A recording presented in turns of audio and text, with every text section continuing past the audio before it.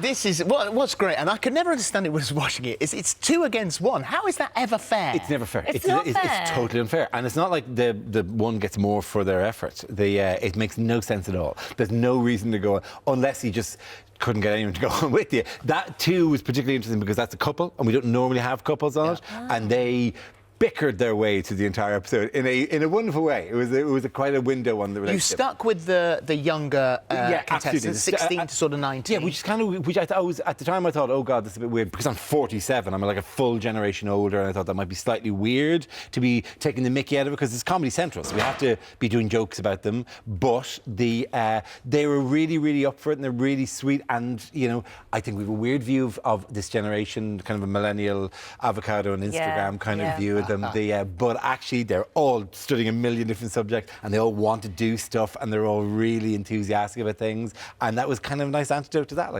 So it's the same as the sort of traditional format was, but then you have a hexagon standoff. We have a thing because we had to do, because the traditional one, which I think people might remember, ran for 5 days. And so if you're in the middle of a show, Bob would just stop it and we'll be back tomorrow with the rest of it. So you could just roll it through. And so the uneven amount of time didn't really matter. But this one, you have to have a finishing off. So you can get you worked out you can do 2 boards, and if they get 1 board each, you need a kind of a finger on the buzzer type. This is it. Kit. So that's the one thing we've added to it. But other than that, may I say this, for you who work in television, to do a show which has already been tested 36 years earlier, it's really nice. It's been back 5 times. Exactly, yeah. I mean, so it's not like it's well tested. So nothing is going to be unexpected in that way. In the way that every time you put up a new quiz show, some twist occurs where, oh no, what happens if everyone does this and then none of that happens? It's all been well road tested. We've got it was a great answer, wasn't it? Where is that kid now? Oh, I really want to know. He'll be somewhere in his mid-40s showing that gift to his kids. This show. I know.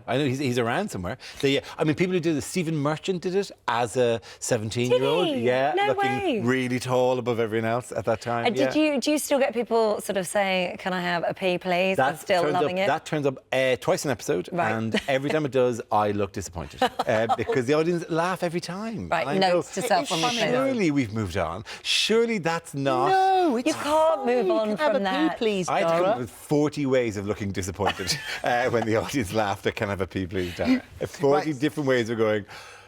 The good thing is also, you are not on every night. You don't have to record them back to back. No, we don't. I mean, I don't think I have the energy to do these kind of like, we'll do 100 shows over the next 3 weeks type thing that they do for Pointless or for The Chase, whatever. So we did 20 standalone episodes, and each works.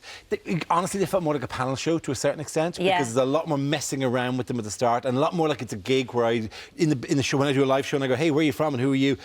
That all got done, and so there's a lot of that kind of messing around and chatting with them, and then we go into the game. So because it's, again, where it's on Comedy Central, had to make it funny, and so that's where all the funny was. Before we go and play this, yes, you're going to play this. Did you see our thing about crisps? Did you see this? I did see your thing about crisps, and all of those are wrong. All of those are totally wrong. All of them are wrong. What's in your... Tato is the Irish crisp of choice. It's very much the backstop of crisps. It is. So Tato must be included in all discussions about crisps as part of Brexit negotiations. Yes. If you ask any Irish person, they would literally, with one hand, swoop off. Tato also the company who invented flavoured crisps. Oh, really? Yeah, absolutely. They're the company who first put salt and vinegar and cheese as basic flavours onto crisps. You know your... Well, thank you. Hey, we're very proud of that company. And so, yeah. Comedy Central, Thursday at 8 for Blockbusters.